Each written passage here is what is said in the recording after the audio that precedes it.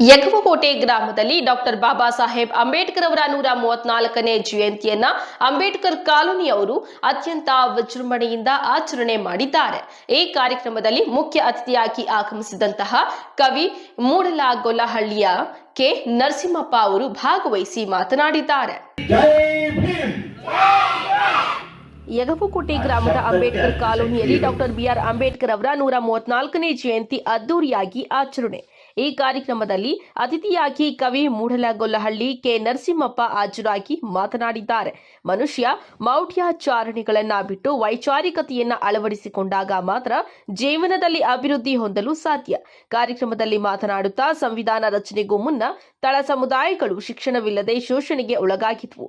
ಶ್ರಮಿಕರಾಗಿ ದುಡಿದರೂ ಆಗಿನ ವರ್ಣಶ್ರಮ ಪದ್ಧತಿಯಿಂದ ಸಮಾನತೆ ಕಾಣುತ್ತಿರಲಿಲ್ಲ. ಇದನ್ನೆಲ್ಲ ಮನಗಂಡ ಅಂಬೇಡ್ಕರ್ ಅವರು ಸ್ವಾತಂತ್ರ್ಯ ಭಾರತದ ಸಂವಿಧಾನದ ಮೂಲಕ ಎಲ್ಲಾ ವರ್ಗಗಳಿಗೆ ಶಿಕ್ಷಣ, ಉದ್ಯೋಗ, ಆರೋಗ್ಯ, ರಾಜಕೀಯ ಮುಂತಾದ ಎಲ್ಲಾ ಕ್ಷೇತ್ರಗಳಲ್ಲೂ ಮೀಸಲಾತಿಯನ್ನ ನೀಡಿ ಸಮಾನತೆಯನ್ನ ಪ್ರತಿಪಾದಿಸಿದ್ದಾರೆ.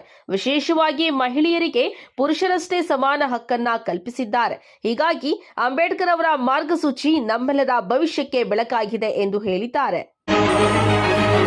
ರಾಷ್ಟ್ರ ಸಂವಿಧಾನಕ್ಕೆ ನೀನೆ ಶಿಲ್ಪಿಯು ದಾರಿದೀಪವು ನೀನೆ ಕಲಿಸಿಕೊಟ್ಟೆ ಸಮಾನತೆಯನು ಏಕತೆಯನು. ರಾಷ್ಟ್ರ ಸಂವಿಧಾನಕ್ಕೆ ನೀನೆ ಶಿಲ್ಪಿಯು ನೀನೆ ಕಲಿಸಿಕೊಟ್ಟೆ ಸಮಾನತೆಯನು. ನಿನ್ನ ಲೇಖನಿಯ ಬರಹ ದೇಶ ಗರ್ಜನೆ ಒಂದು ಮಾತು ಕೂಡ ಭೀಮ ಗರ್ಜನೆ. ನಾಯಕ ನೀನು ಭೀಮರ, ಮಹಾನಾಯಕ ನೀನು ಭೀಮರ.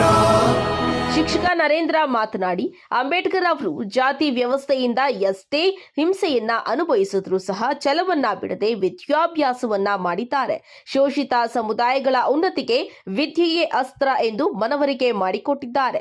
ಯಾರೂ ಮಾಡದಷ್ಟು ಪದವಿಗಳನ್ನ ಗಳಿಸಿದ್ದಾರೆ. ದೇಶಕ್ಕೆ ಬೇಕಾದಂತಹ ಸುಭದ್ರ ಸಂವಿಧಾನವನ್ನ ರಚನೆ ಮಾಡಿದ್ದಾರೆ. ಇದರ ಫಲಾನುಭವಿಗಳಾದ ನಾವು ಅದೃಷ್ಟವಂತರು. ಸಂವಿಧಾನದ ಹಕ್ಕು ಮತ್ತು ಕರ್ತವ್ಯಗಳನ್ನು ಅನುಸರಿಸುವುದರ ಮೂಲಕ ಋಣಿಯಾಗಿರಬೇಕು ಎಂದು ಹೇಳಿದ್ದಾರೆ. ಕಾರ್ಯಕ್ರಮದಲ್ಲಿ ವಿದ್ಯಾರ್ಥಿಗಳಿಗೆ ಲೇಖನಿ ಸಾಮಗ್ರಿಗಳನ್ನು ವಿತರಿಸಲಾಯಿತು.